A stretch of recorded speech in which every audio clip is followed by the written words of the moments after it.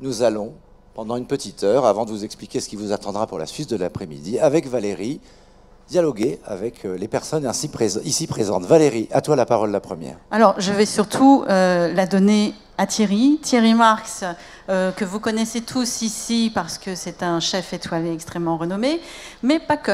Un entrepreneur engagé et de longue date. Souvent, Thierry a l'habitude de dire que tous les actes qu'on fait dans sa vie, d'entrepreneur ou pas d'ailleurs, tu les mesures. Quelles conséquences elles ont sur la citoyenneté et sur les autres? Et je pense que c'est ta philosophie. C'est le cerveau collectif qui nous réunit aussi ici. Je t'ai toujours connu avec un cerveau collectif, qu'il soit designer, artiste, politique, et tu continues.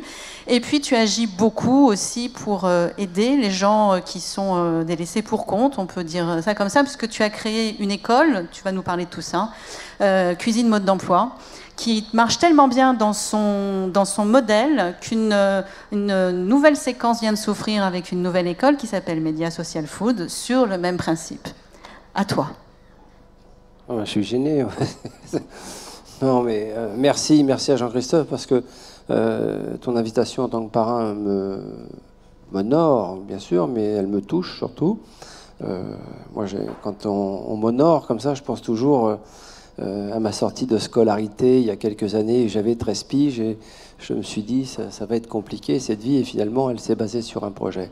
Non, effectivement, dans ce que tu dis, Valérie, dans ce qui a été dit, il y a beaucoup de choses qui m'interpellent, qui m'émeut. Pourquoi? Parce que effectivement, on s'en sortira que sur l'idée de se dire on a intérêt à travailler les uns avec les autres et pas les uns contre les autres, à redonner la place aux citoyens, et puis que nous, les citoyens que nous sommes, soyons capables de regarder les choses en face. Qu'on soit dur avec les faits, qu'on soit capable d'analyser les faits pour mieux se regrouper et puis franchir les obstacles. Alors c'est ce qu'on fait avec nos écoles. J'y viens très très vite. C'est 9 écoles aujourd'hui en France où, pour des personnes dans des quartiers politiques de la ville qui se croient bien sûr souvent laissés pour compte, c'est pas vraiment le mot, mais qui se croient en situation d'échec, or qu'ils ne le sont pas. Il manque simplement un projet.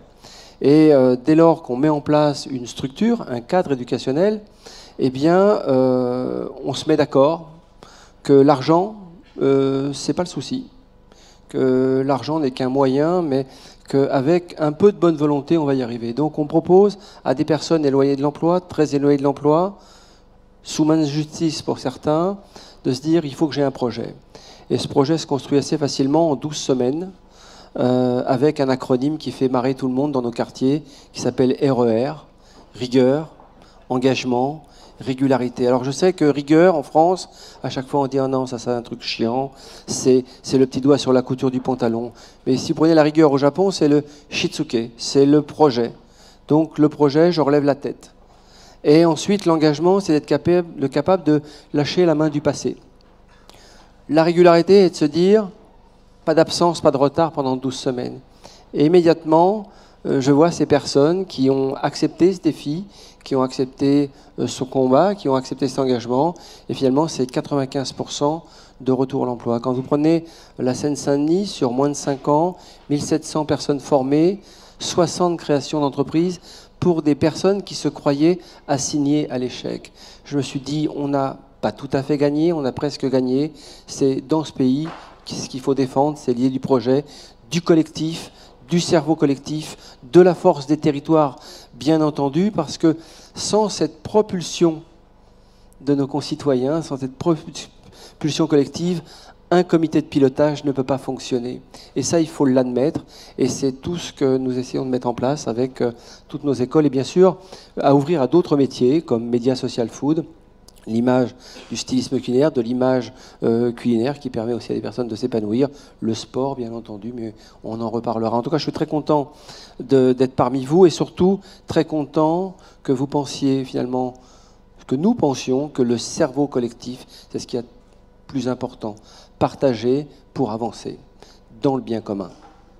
Alors Thierry, c'était pas prévu, mais cette édition de The Village intervient quelques jours après un événement politique important quand même. On va en parler avec les uns et les autres.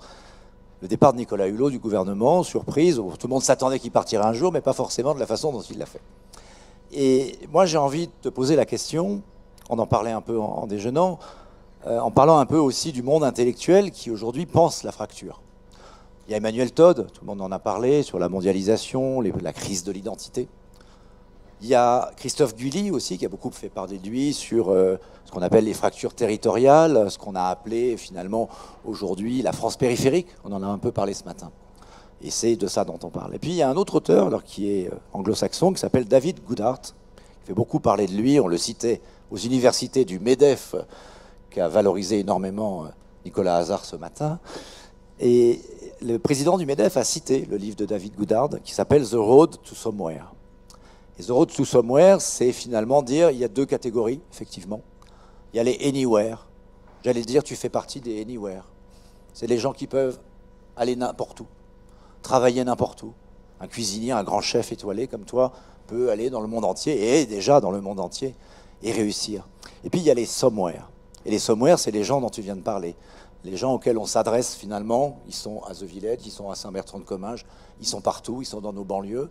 C'est les gens qui sont quelque part et peut-être même nulle part. Et c'est là que peut-être mon t-shirt prend sa signification. Si on ne s'occupe pas sérieusement de ce sujet des somewhere, on voit la montée des populismes, peut-être y aurait-il le risque qu'il y ait un jour une forme de révolution. Elle a déjà d'ailleurs commencé par cette montée des populismes. Je ne reviens pas sur le Brexit ou sur Trump. Donc j'ai envie de t'entendre sur ça. C'est-à-dire, est-ce qu'on est à la hauteur? On parlait, est-ce que Nicolas Hulot a dit, je ne sais même pas si je suis à la hauteur de l'enjeu du climat. Est-ce que Emmanuel Macron, puisque Jean-Christophe a dit qu'on allait s'adresser à lui, est à la hauteur de cet enjeu des somewhere, de ces assignés à résidence? C'est compliqué. C'est une demande-là. C'est vrai qu'il y a des personnes qui ont cette petite veilleuse qui leur permet de croire en eux tout de suite, de se dire je vais me bagarrer, je vais y arriver, c'est ça où je meurs. Et on avance comme ça et on arrive à sortir du lot, on s'adapte très vite à cet énorme terrain de jeu qu'est le monde finalement. Et puis effectivement, il y a les laissés pour compte. Ça, c'est ce qui m'a toujours le plus inquiété. Parce que c'est une énorme bombe à retardement. Je me souviens, quand j'ai fait mon service militaire, on craignait que les Russes nous envahissent. Or que la misère, la pauvreté commençait à se réinstaller en France. Et on sentait bien que dans nos quartiers, c'était vraiment cette bombe à retardement qui allait nous sauter au visage, tôt ou tard. Et elle n'a pas encore sauté. Je ne sais pas qui je dois remercier parce qu'elle n'a pas encore sauté. Donc il est urgent. Quand je dis urgent, il était plus qu'urgent d'aller dans ces quartiers où les personnes se sentent laissées pour compte. Et elles se sentent laissées pour compte, pourquoi? Parce qu'on ne leur donne pas la possibilité du projet. On n'a pas tous les mêmes projets. Et quand je suis au Secours Populaire ou au Resto du Cœur, j'ai appris beaucoup des bénévoles qui me disaient, tu sais, moi j'ai le projet d'avoir une petite maison avec un jardin. C'est un joli projet d'épanouissement personnel.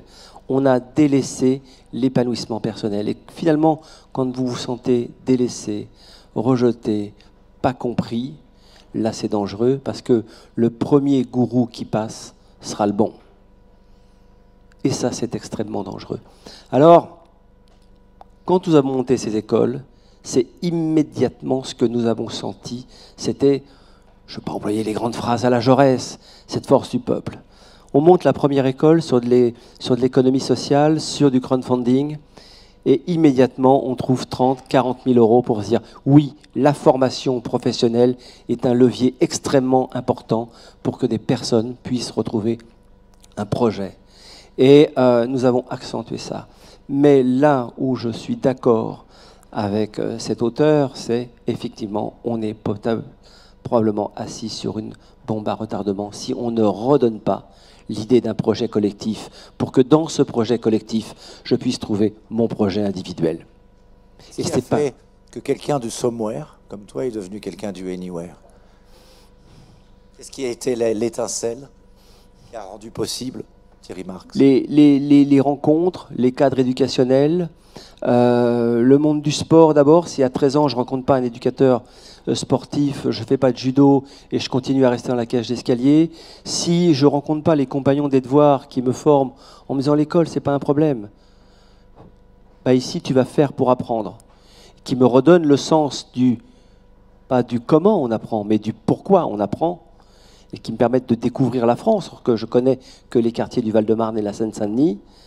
Il ne se passe rien. Si je ne rencontre pas le cadre éducationnel des armées, qui à un moment donné m'apprend un petit peu la loyauté, l'esprit de camaraderie, l'esprit du groupe, on adhère ou on n'adhère pas, je n'ai pas adhéré très longtemps, mais j'en ai fait partie, eh bien effectivement, j'aurais peut-être soufflé cette veilleuse plus tôt. Or que cette veilleuse, je la sentais dans ce quartier. Je la sentais dans toutes les inégalités qui touchaient déjà l'extraction sociale de mes parents. Vous voyez, une petite anecdote, dans les années 70-75, quand vous étiez au chômage, vous alliez pointer à Paris, vous preniez 4 ou 5 bus pour aller pointer, et vous reveniez sous l'humiliation. Et j'entends des hommes et des femmes politiques qui me disent aujourd'hui, les parents ont abandonné, les parents ont... Mais on a défait les parents de l'autorité. Un père qui avait de l'autorité à la maison dans les années 70, il ramenait du pain sur la table. Quand il n'a plus amené ce pain sur la table, il a perdu l'autorité. Et on a laissé les choses se déliter comme ça. Donc, ce qui m'a semblé urgent, pour moi, c'était de m'extraire de ces quartiers. Et pourquoi je l'ai fait? Et je réponds là-dessus de façon très brève. En 2004, vos confrères s'interrogent sur comment un garçon qui était prédestiné à devenir une petite frappe de quartier avait trouvé le chemin pour devenir un chef étoilé et un chef d'entreprise. Ça l'étonnait. Ils font un 52 minutes sur Envoyé spécial là-dessus. J'en bénéficie. Je suis sur mes fesses. Je me dis, pour un mec qui sort de la cage d'escalier, combien vont y rester? Donc j'ai travaillé au Secours Populaire avec M. Lauprêtre, avec Véronique Colucci au Resto du Cœur. Je me dis, il y a un truc à faire. Et j'ai senti immédiatement le levier possible de la formation professionnelle. Et dans le faire pour la France, dans le faire pour apprendre, on n'exclut plus personne. Plus personne n'est fait pour l'échec. Et une fois que vous avez imprimé ça dans votre corps et dans votre esprit, vous le diffusez. Je parlais tout à l'heure avec quelqu'un qui va intervenir. Il disait, je suis un élément diffusant, je suis un sachet de thé. Mais il a raison, il faut diffuser comme ça, sans agressivité. Et puis si on veut que ça marche, il faut arrêter de chercher des coupables. Il faut arrêter de dire que c'est de la faute de l'autre. Il faut chercher des solutions. Et dans les collectifs, sans idéologie surdimensionnée, qu'on va réussir à trouver ces solutions pour sortir les personnes de ces quartiers. Voilà comment, moi, personnellement, je m'en suis sorti. Merci beaucoup. Mais je crois que c'est un rôle modèle qu'on peut applaudir. Merci Thierry. On va continuer à discuter avec toi, mais évidemment, nous avons plusieurs intervenants. Avant de te redonner la parole, Valérie, Cynthia, je crois, qui est philosophe, psychanalyste, auteur, voulait réagir à la fois à ce que disait, je crois, Thierry, et puis peut-être entre ce rôle de l'éducation et puis cette assignation à résidence, comment on en sort? Quel est le levier du sursaut? Ça m'a rappelé une des citations de Freud qui dit « il y a 3 métiers impossibles, gouverner, éduquer, soigner ». Et en l'occurrence, je pense que dans l'état de droit, c'est pas impossible que ces 3 métiers n'en forment qu'un seul. Au sens où, voilà, qu'est-ce que nous faisons quand nous éduquons? Nous essayons de donner aux enfants, aux futurs individus, le sentiment qu'ils vont pouvoir transformer les choses. C'est avoir effectivement un projet, et ce qui est atteint, moi je le vois aussi en tant que clinicienne, chez les patients qui viennent me voir, ce qui est atteint, c'est bien évidemment leur puissance d'agir, mais plus que ça, leur sentiment capacitaire, c'est-à-dire c'est au-delà même, c'est-à-dire ils ne se sentent plus capables de rien. Alors que bien évidemment, tous les jours, ils sont capables, ils sont déjà là, donc c'est déjà quelque chose. Donc tout ça pour dire que, voilà, comment c'est intéressant dans les parcours singuliers, comme ça, de voir comment, avec une combinaison de différentes choses, des cadres institutionnels, donc qui sont quand même durables, c'était l'armée, c'était un certain type de valeurs, des tiers résilients, donc des rencontres qui vous donnent à un moment donné le sentiment que vous n'êtes pas rien, et que vous pouvez faire quelque chose. Et puis, effectivement, une vision, un projet, des opportunités, etc., de l'engagement des uns et des autres. Alors, localement, je dirais qu'aujourd'hui, on y arrive. Peut-être qu'on n'a jamais été aussi même innovant, prolixe, parce qu'on a aujourd'hui des possibilités de faire vivre cette créativité de façon locale, de façon forte. En revanche, là où on n'est pas encore au rendez-vous, et Gilles sans doute nous dressera ce tableau plus macro, c'est au rendez-vous d'une autre échelle. Et la difficulté aujourd'hui, c'est pas tellement, en tout cas pour moi, de mettre en mouvement un certain type de collectif capacitaire, parce que on y arrive. Sincèrement, on y arrive. En revanche, que ces collectifs capacitaires soient durables et qu'ils puissent, à un moment donné, changer d'échelle, ça, c'est encore une nouvelle étape et qui n'est pas si simple que ça, parce qu'en même temps, on ne va pas retourner à la massification des États-providence des années 50, c'est pas possible, et en même temps, on ne sait pas aujourd'hui inventer des collectifs durables, solidaires, de grande échelle. En tout cas, qui sont au niveau de l'individuation qu'on demande. Je parle aujourd'hui dans nos pays occidentaux qui connaissent plutôt une phase, alors c'est vrai sur un temps court, hein, parce que sur le temps long, bien évidemment, c'est pas la même chose, mais sur un temps court, un grand phénomène quand même de déclassement dans ces 20 dernières années.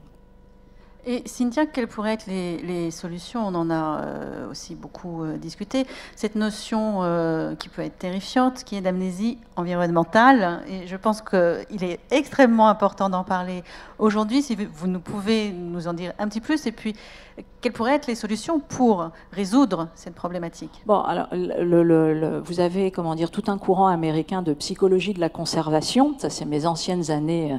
J'ai mon président à côté, donc je fais quand même qui n'est plus mon président. Moi, j'ai été un ex-chercheur muséum. Aujourd'hui, je suis à l'École des Mines de Paris et au Conservatoire national des arts et métiers.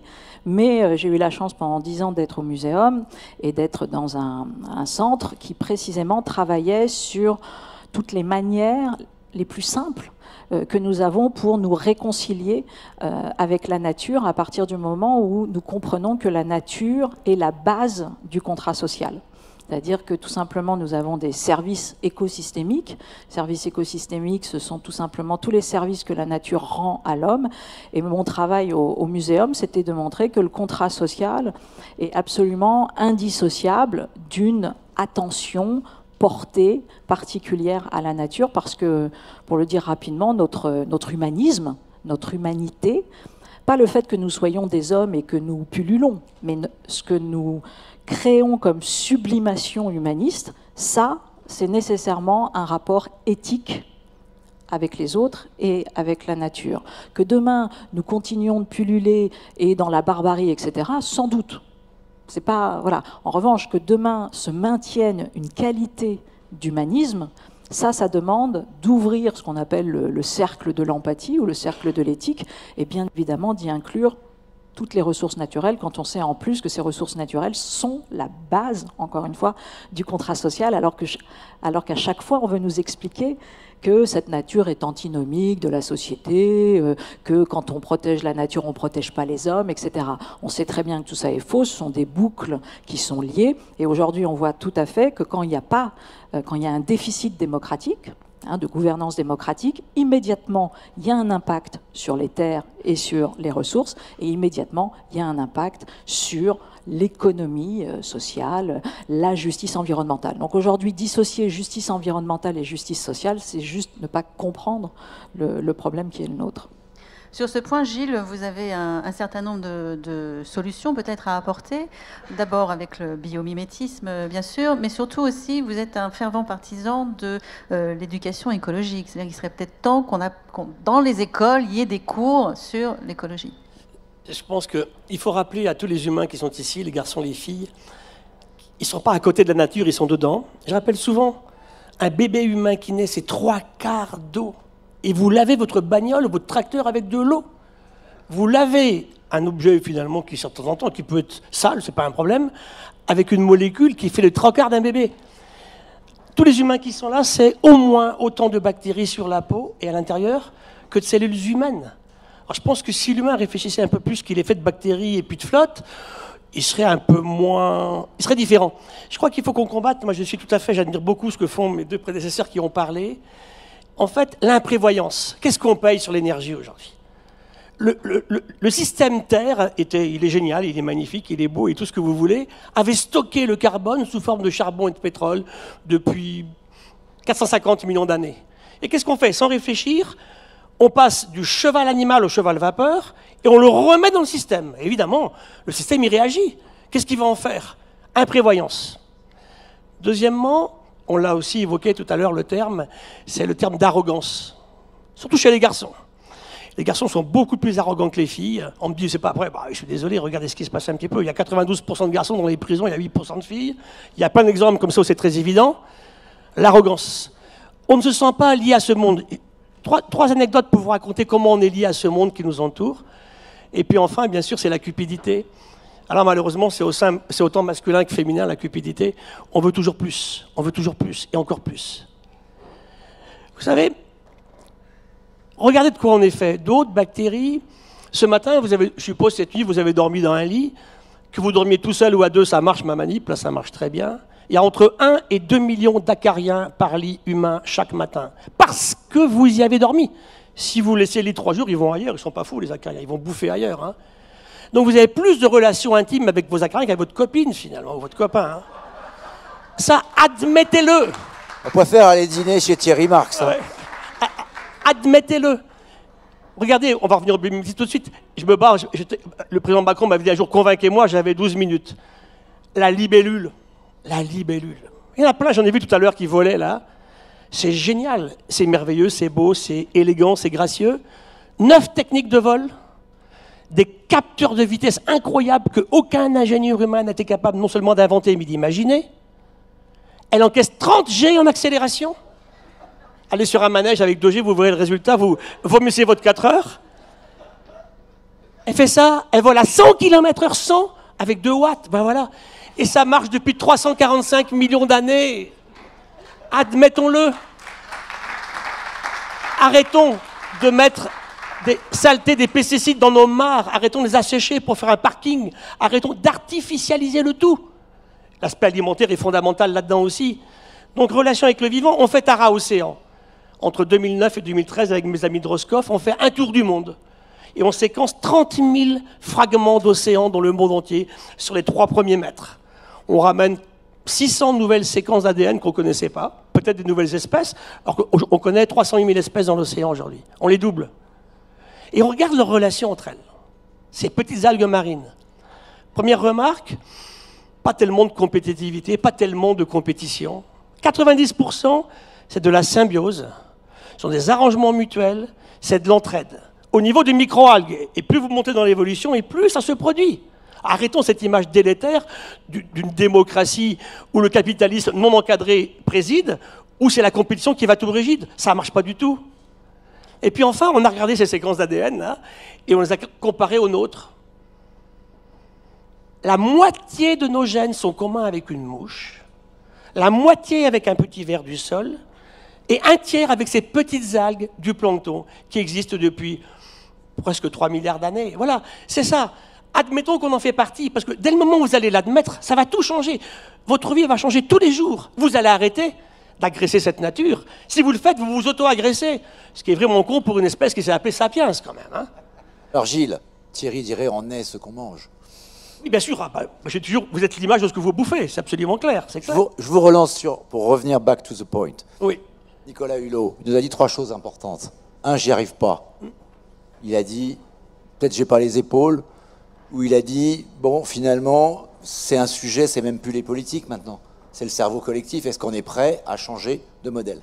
Il a dit 2, le modèle devient incompatible. Les lobbies, bon, je reviens pas. Et puis, il a dit une 3e chose, j'ai trouvé intéressante, c'est le décalage entre ce qu'on disait, c'est-à-dire ce qu'essaye de faire Thierry, le court terme, l'urgence sociale, bien sûr, et finalement la préoccupation essentielle des politiques, et puis l'urgence du long terme. Comment on réconcilie tout ça? Et notamment dans cette logique, quel est le rôle du local, puisqu'on est là pour parler de fracture et du rôle des territoires? Est-ce qu'on peut réinventer des politiques Je préfère locales. beaucoup parler du local au global que l'inverse. Hein, parce que le vivant, notre vie, elle est d'abord locale, elle n'est pas globale, notre vie. On vit là dans le jardin en ce moment à Saint-Bertrand-de-Comminges, qu'on adore, c'est local. Après, on va se rendre compte que ce local-là est influencé par des choses qui sont globales. D'ailleurs, Jacques Weber nous parlait de local, hein, comment on passait du global au local ou du local au global. Tout est là. Donc, dans l'histoire de Hulot, que je connaissais bien, évidemment, on travaillait beaucoup avec lui, c'est que ce qu'il a dit et ce qu'il a répété, c'est que ces sujets-là ne sont pas secondaires, ils ne sont pas mineurs. C'est pas l'histoire. Je ne suis pas un écolo farfelu qui n'aime que les papillons à points rouges, je les aime quand même, ou les dauphins à points bleus. Ces questions sont nécessaires et vitales, Cynthia l'a dit tout à l'heure, Thierry le dit tous les jours, par rapport à ce qu'on est et notre devenir.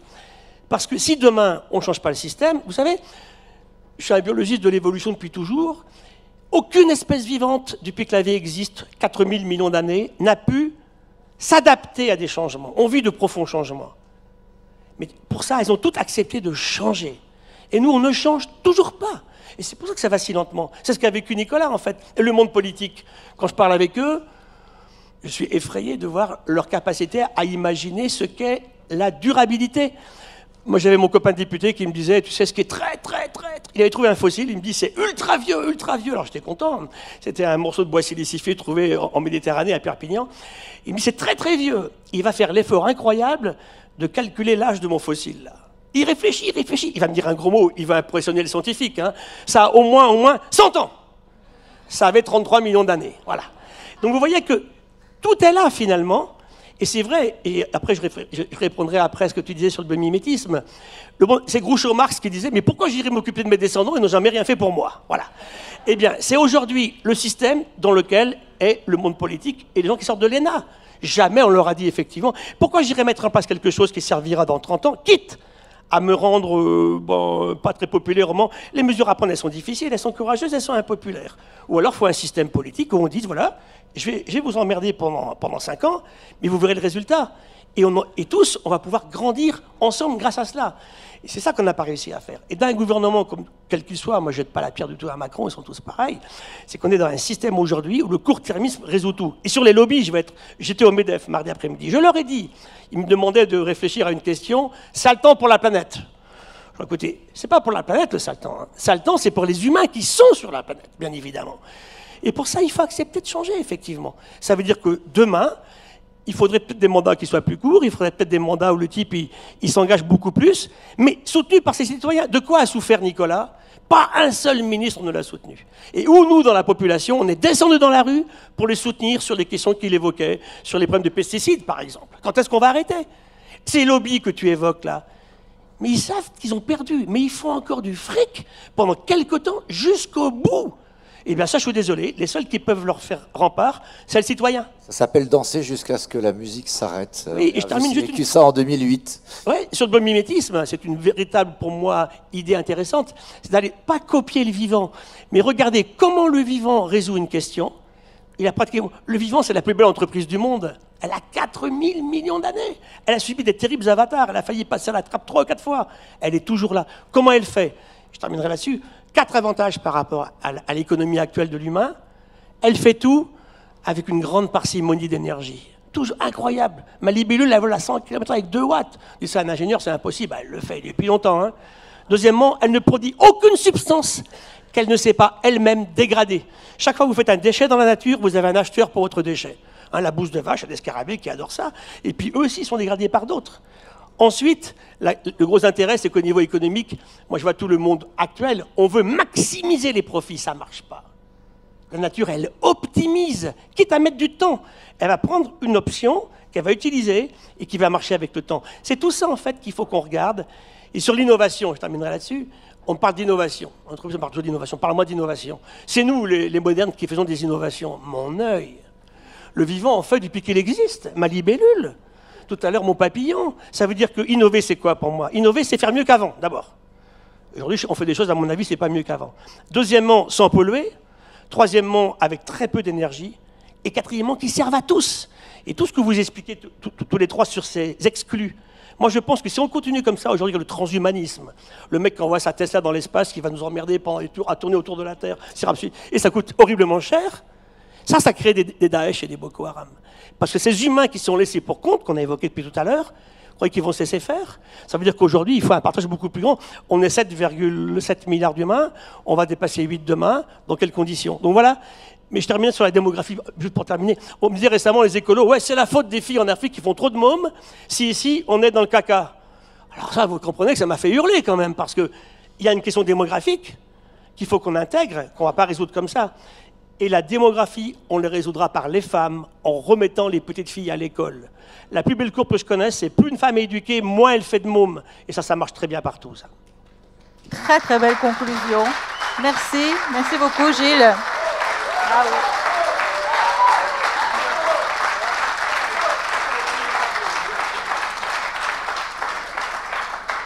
Merci vraiment mille fois, on l'a compris, le changement, c'est accepter le changement, c'est accepter de se transformer. On parle beaucoup de prise de conscience. On parle beaucoup de prise de conscience. On l'a évoqué souvent. Axel Davezac, vous êtes directrice générale de la Fondation de France. Et vous m'avez annoncé une belle nouvelle en me disant que les Français étaient de plus en plus généreux et avaient compris l'importance du partage. Vous travaillez aussi beaucoup sur les territoires. Vous avez un certain nombre de projets, d'ailleurs, sur votre politique territoriale. Vous connaissez aussi le chef Thierry Marx pour avoir fait un certain nombre de choses avec lui. Et je pense que ce que vous nous avez à nous dire sur la générosité dont font preuve d'ailleurs ici tous les habitants de Saint-Bertrand-de-Comminges, et Philippe et moi tenons à remercier Marie-France, qui doit être dans la salle, pour son accueil. Merci beaucoup. C'est ça, la vie, c'est échanger, partager, construire ensemble. Aujourd'hui, où est-ce qu'on en est dans la générosité? Quel est le rôle de l'entreprise? Et comment, ensemble, on peut arriver à continuer à accepter cette transformation collective? Alors, c'est vrai que le constat peut être alarmant et pessimiste. Et pour autant, on vit... nous, au quotidien, à la Fondation de France, des grands moments d'optimisme, parce que vous l'avez dit, c'est une réalité, la générosité ne cesse de se développer dans notre pays, ce qui est quand même une excellente nouvelle. Et pourtant, ça peut paraître très paradoxal, parce qu'on entend de plus en plus parler d'individualisme, d'individualité, de repli sur soi. Et en fait, ce qu'il faut comprendre, c'est qu'il y a une réaction très forte, alors qu'on entend peu, parce que c'est vrai que les gens des associations et des fondations, les porteurs de projets, les gens qui s'engagent sur le terrain, c'est pas les gens qu'on entend généralement. Mais quand on est au quotidien auprès d'eux, il y a quand même une énergie qui est absolument formidable dans ce pays. Alors ces gens, ils ont perdu toute illusion dans les politiques, ils ont perdu aussi toute illusion dans le monde de l'entreprise, hein, qui n'a cessé de les décevoir depuis 40 ans maintenant. Et la religion ne tient plus ce rôle-là qu'elle tenait jusqu'au milieu du XXe siècle dans l'acte de don et l'implication au service de l'intérêt général. Et donc nous, on a essayé de comprendre finalement pourquoi tous ces donateurs, tous ces fondateurs qui venaient s'engager au service des autres, alors même qu'on est dans cette société qui se replie et qui fait que tout nous encourage uniquement à penser à nous. Et en fait, les gens ont compris. Moi, je pense fondamentalement, et je reste très optimiste, et nous sommes là tous ensemble, c'est bien la preuve qu'il y a des gens, comme tous les donateurs et les fondateurs et les gens qui s'engagent, qui ont compris que si on voulait s'en sortir, si on voulait qu'il se passe quelque chose, si on ne voulait pas se résigner à accepter le monde tel qu'il est, il fallait qu'on se prenne en main et qu'on s'organise. Et Thierry en est un magnifique exemple. Il faut changer les choses. Et ben, je monte mon école, je monte mon projet et j'agis. Alors la question qu'il y a derrière, donc nous, on avait constaté, pour faire le lien avec les territoires, il y avait quelque chose qui nous gênait beaucoup à la Fondation de France au début des années 2010, c'est que c'était quand on superposait la carte dans toute la France des projets, des associations, avec celle de la précarité, des taux de chômage, des difficultés sociales, de l'isolement territorial, ça collait pas du tout.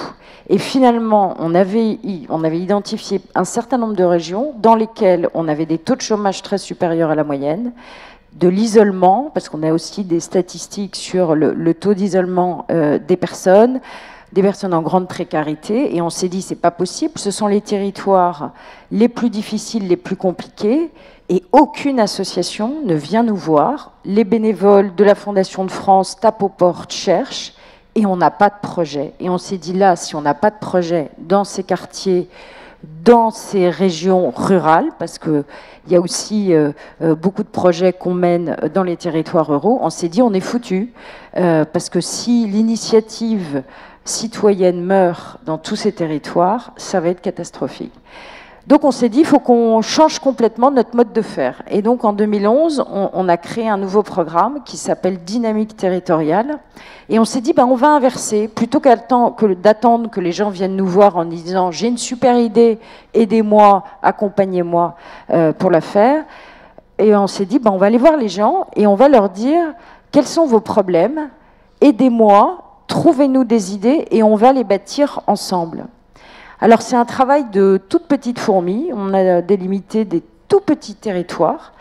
On a pris un dans le nord, dans le bassin minier, on en a pris un dans les Hautes-Alpes, dans une région très rurale où les bergers n'arrivaient plus à vivre parce que complètement isolés, une dans le Bordelais, mais pareil dans une zone très désertique parce que dans le Bordelais il y a des gens très très riches et puis il y a des gens très très pauvres. Et on a défini des petits territoires comme cela. Et on a fait du porte-à-porte, on a pris appui sur les mairies, les communautés de communes, les maisons d'association, et on a fait des réunions avec les gens, et on a essayé de comprendre ce qui pourrait rendre service aux gens. Qu'est-ce qu'il vous faut aujourd'hui pour mieux vivre dans votre territoire? Et on a réussi à bâtir des collectifs de citoyens, de gens qui se sont engagés pour ces actions d'intérêt général, et avec des projets qui marchent. Donc on a fait cette expérimentation de 2012 à 2017 et c'était la question que soulevait Cynthia, c'est derrière comment on le rend pérenne et comment on change d'échelle et c'est tout le sujet qui est le nôtre aujourd'hui parce que en France il y a plein d'idées, partout il y a plein d'initiatives, mais comment on les multiplie et ça à deux niveaux, c'est comment on va beaucoup plus vite parce que même si la Fondation de France est une très grande fondation, on n'est pas du tout à l'échelle du problème. Et la deuxième chose, comment on fait en sorte que ça change, ça se pérennise et ça crée un collectif qui fasse un ciment de société. Parce qu'en fait, du coup, comme le ciment ne vient plus du haut, comment à partir de toutes ces petites pièces de puzzle, on arrive à reconstituer ce puzzle. Alors on a une première victoire dans le nord, dans le bassin minier de Lens, c'est-à-dire qu'on est allé chercher des entreprises et on leur a dit, voilà, nous, on a créé, avec nos petits moyens et notre énergie, notre bonne volonté, celle de tous les gens qui sont engagés, un collectif de projets, de dynamique territoriale sur votre territoire d'entreprise. Maintenant, il faut qu'on trouve des gens qui s'engagent sur leur territoire pour faire grandir, prospérer et développer ce travail. Et on a 5 entreprises qui se sont mises ensemble, qui ont créé un collectif et qui ont créé une fondation, donc qui est abritée à la Fondation de France, qui s'appelle la Fondation des Lumières. Et ils reprennent ce programme et ils vont l'amener et le faire grandir. Donc ça, c'est véritablement une première étape qui est très forte. C'est-à-dire que nous, aujourd'hui, on ne croit plus au résultat ou à la personne providentielle qui va venir tout résoudre et tout régler, et on ne croit pas non plus aux solutions qui viennent du haut. C'est-à-dire que aujourd'hui, quand on travaille, c'est systématiquement, alors on a parlé de personnalisation, d'individualisation des réponses, ça c'est évident, puisque les réponses ne peuvent pas être adaptées, parce que les personnes ne sont pas les mêmes, parce que les territoires ne sont pas les mêmes, parce que les enjeux ne sont pas les mêmes, mais surtout, il faut co-construire, il faut faire avec, parce que les gens qui savent, ce sont les gens qui sont sur le terrain. Personne d'autre ne sait. Donc il faut à la fois travailler et construire ensemble et croiser les regards. Il y a une autre chose qui est essentielle quand on travaille sur un sujet, c'est de croiser les regards, les expertises, les compétences, les expériences. Et on produit des solutions qui marchent. Merci beaucoup, Axel. Alors Nicolas Schmitt, alors tout à l'heure je parlais de Carole qui est la comtesse d'Occitanie, là on a le duc de Luxembourg qui est venu donc du nord, chez nos voisins, ministre du Travail, de l'Emploi, de l'Économie sociale et solidaire du Luxembourg. Il travaille beaucoup avec Nicolas Hazard, je crois, et INCO. Puis on se parlait un peu ce matin. Une belle expérience à partager, effectivement, parce que le Luxembourg, on se dit, c'est l'un des pays les plus riches d'Europe, sinon le plus riche. Le plus riche. PIB par habitant le plus élevé, SMIC le plus élevé. Et puis il y a des chômeurs pourtant, et de longue durée au Luxembourg. Il y a des problèmes aussi au Luxembourg, et il y a des solutions. Alors justement, qu'est-ce que le ministre du Travail et de l'Économie sociale et solidaire du Luxembourg dit? Il y a également cette expérience intéressante de partage territorial avec le département de Meurthe-et-Moselle, un cluster qui permet de faire des échanges de population active, si on peut dire, de ressources en emploi. Et qu'est-ce que ça donne? Bien, d'abord, je voudrais remercier les organisateurs de m'avoir invité. C'est un grand plaisir, non seulement pour partager ici les réflexions, mais aussi pour découvrir effectivement une région tout à fait magique. Et je crois que le concert spirituel nous a beaucoup maintenant inspirés pour effectivement pousser un peu cette réflexion. Juste deux remarques. Et j'ai été très impressionné par les observations, notamment du professeur. Je crois que nous vivons une période de grands dérèglements, de grandes ruptures, de grands désordres. Et nous n'avons peut-être pas pris encore toute la mesure de ce qui est en train de se passer. Nous sortons d'une crise majeure, financière, économique, sociale, et qui maintenant devient, ou risque de devenir, voire est déjà devenue, une crise politique, une crise de nos systèmes politiques. Hein, ce que nous voyons maintenant se passer en Italie, ce qui se passe maintenant dans les rues, quelque part en Allemagne, jamais, moi, de ma génération, n'aurais imaginé que des gens aillent devant une caméra de télévision en Allemagne et se réclament du nazisme. Bon, ça, c'est devenu maintenant, de nouveau, une réalité. Et donc, il y a urgence, et ça a été dit, il y a urgence de changer de logiciel, de changer de narratif pour les politiques, hein. Je crois que c'est Carole Delga qui a dit le plus grand défaut, c'est pas la dette publique, qu'elle soit maintenant de 99 ou de 82%, mais la plus grande dette, le plus grand déficit, c'est le déficit de confiance. Et donc je crois que maintenant s'engager dans une réflexion, comment est-ce qu'on peut finalement à la fois sauver la planète, mais c'est pas sauver la planète, c'est sauver finalement nos sociétés et finalement c'est sauver l'homme, l'humain. Ça a été dit aussi ce matin avec des mots qui m'ont bien plu sur l'humain. C'est un grand défi. Et je crois d'abord il y a une révolution à faire sur l'idéologie dominante. Parce que nous avons vécu maintenant, depuis un certain nombre d'années, sur une idéologie dominante, d'ailleurs intégrée par tout le monde, hein, de presque tout le monde, de toute famille politique, parce que même la gauche a été séduite par cette idéologie libérale, néolibérale, que finalement la concurrence était la solution de tout et que le marché allait de toute façon nous mener vers le bonheur absolu. Et là, je crois qu'il faut rompre avec cette logique qui est pernicieuse et qui produit finalement cette division dans nos sociétés, et division dans nos sociétés qui devient effectivement une bombe à retardement, mais peut-être pas tellement à retardement. Elle a déjà ponctuellement explosé et elle risque d'exploser encore plus massivement.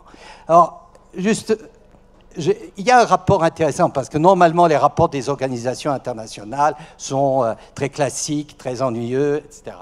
Mais j'ai lu en venant en avion, un rapport de l'OCDE. Et d'ailleurs, j'étais très surpris parce que l'OCDE était pendant très longtemps représentative de cette idéologie néolibérale, que la concurrence était le principe dominateur, puisque c'était une sorte, le darwinisme traduit en économie, et je dirais dans nos sociétés, voilà, c'était cette interprétation-là.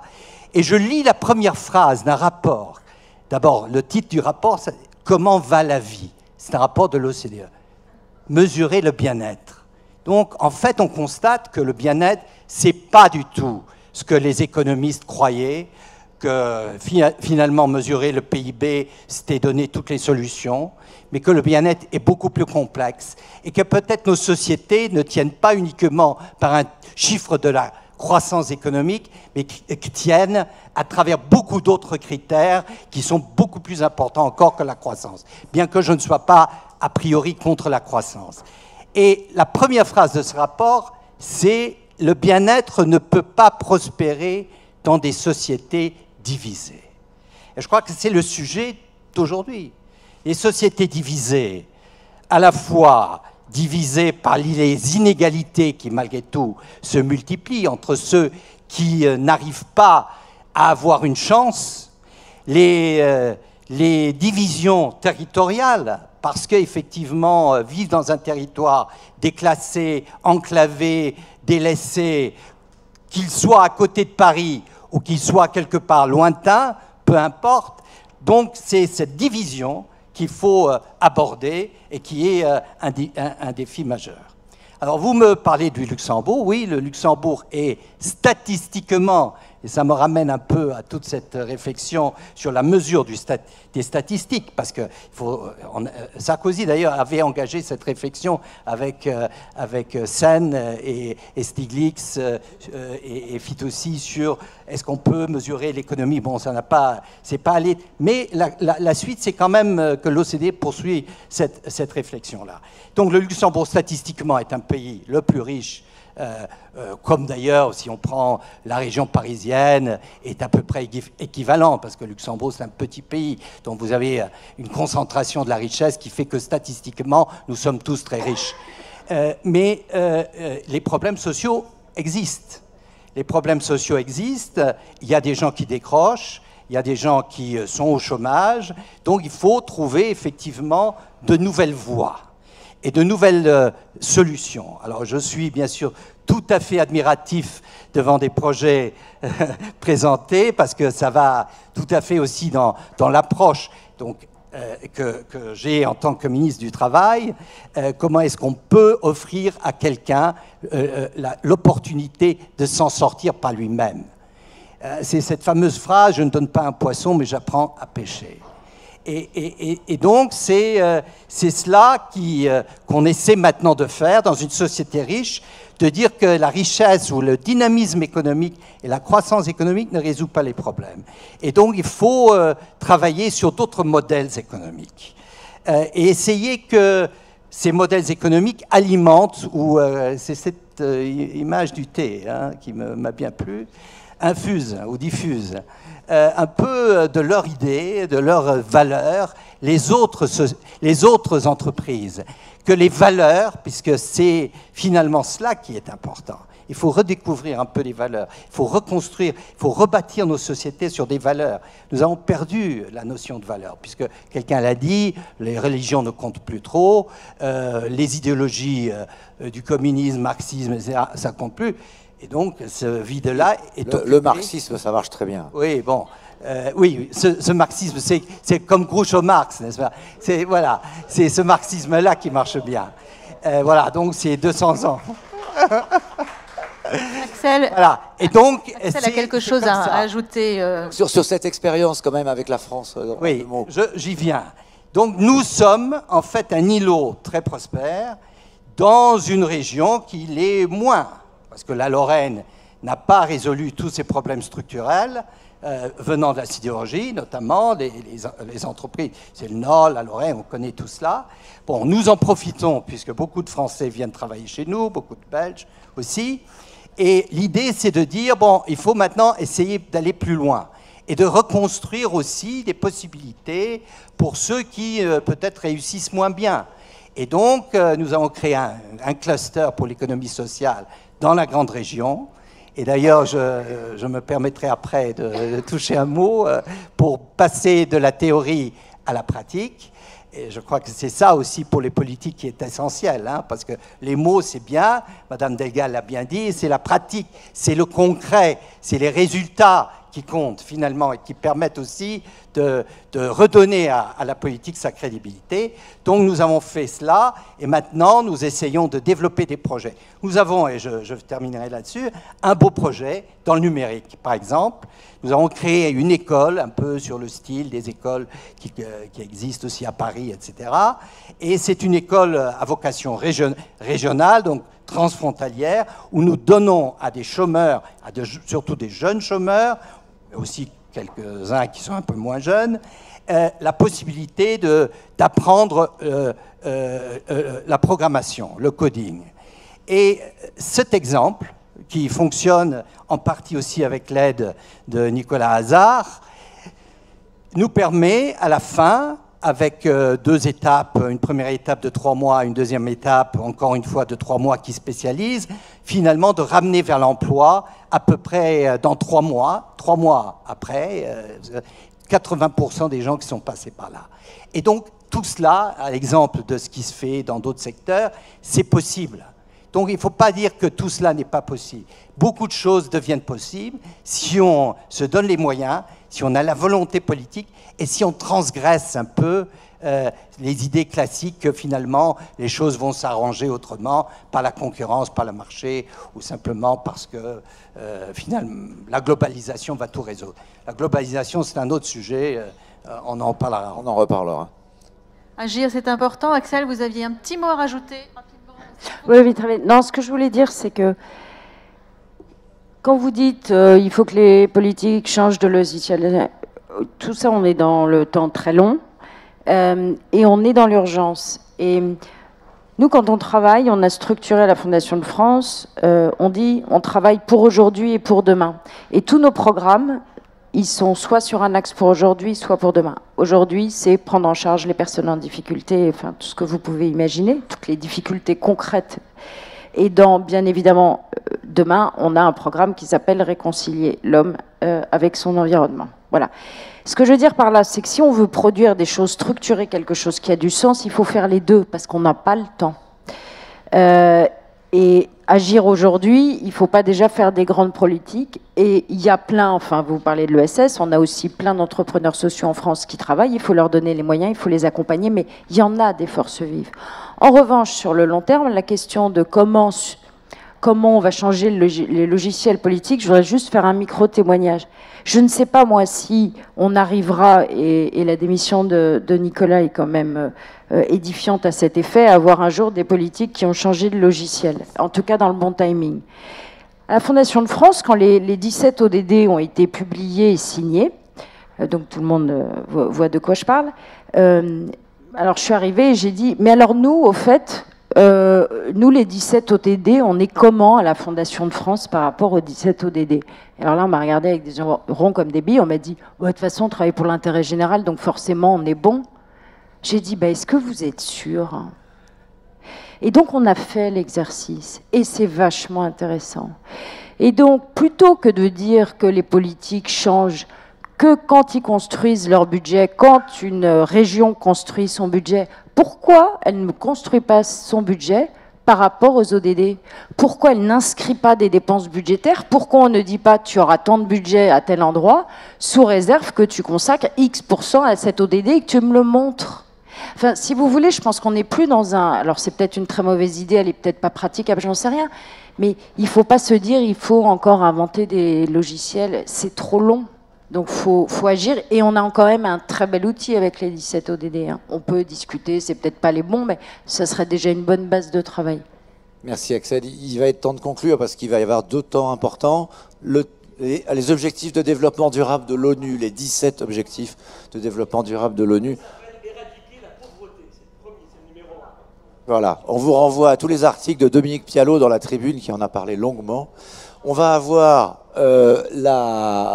la session de danse chorégraphique avant la session de danse plus Funky Town ce soir. On vous en reparlera. On va vous donner le programme. On va conclure pour aussi laisser le temps des ateliers parce qu'on va rentrer dans la phase des solutions. Mais avant de conclure, j'aurais proposé à Thierry un mot de conclusion. On a dit le marxisme c'est moderne. Le marxisme de Thierry Marx, c'est ce que disait, j'ai bien aimé ce que disait Cynthia, finalement, c'est le cri poussé par Nicolas Hulot, comment on passe à l'échelle.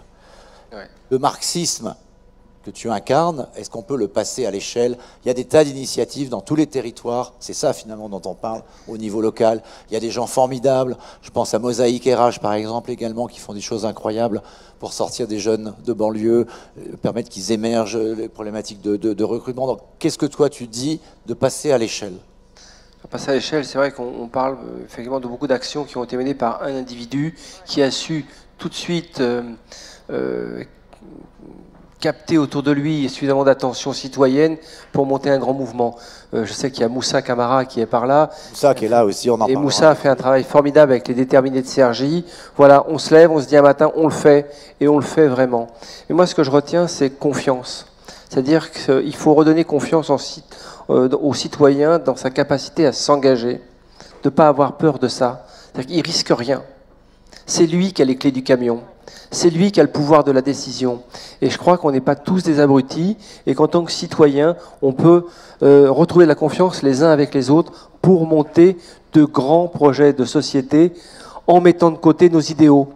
Chacun a le droit d'avoir le fantasme Che Guevaresque si ça lui plaît, c'est pas un problème. Mais à un moment donné, sur des enjeux aussi difficiles que la lutte contre la précarité, de redéfinir la société que l'on veut. Aujourd'hui, on a la société qu'on mérite.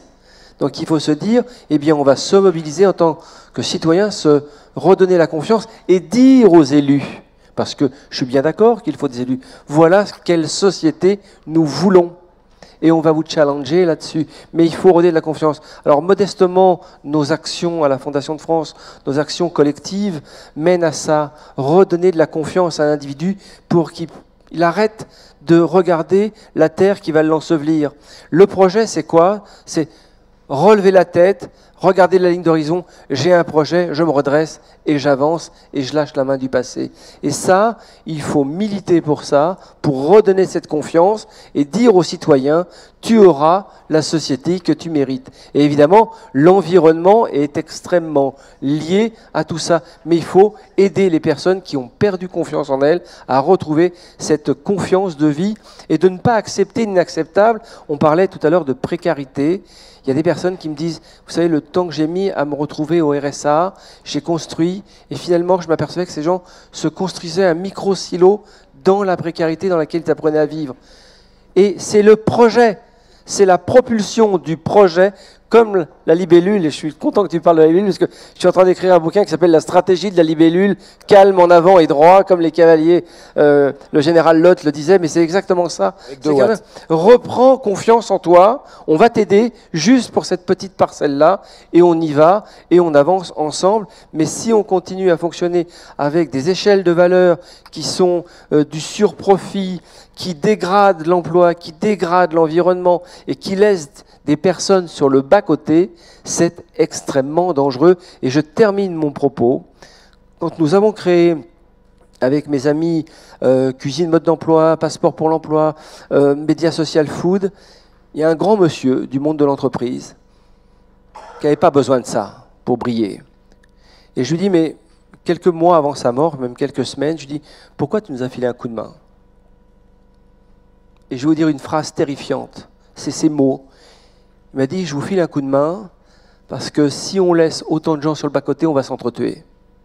C'était quelques mois avant le Bataclan. Et ça m'est resté dans le fond du cœur, il est décédé, hélas, mais il m'a dit, tu sais, si on laisse les choses se dégrader comme elles se dégradent, on va s'entretuer. Et effectivement, quand vous êtes dans une misère totale, quand vous avez perdu tout repère social, tout lien social, le premier gourou qui passe, c'est le bon. Et ça, c'est terrifiant. Alors à faire, merci, bravo à tous les 5.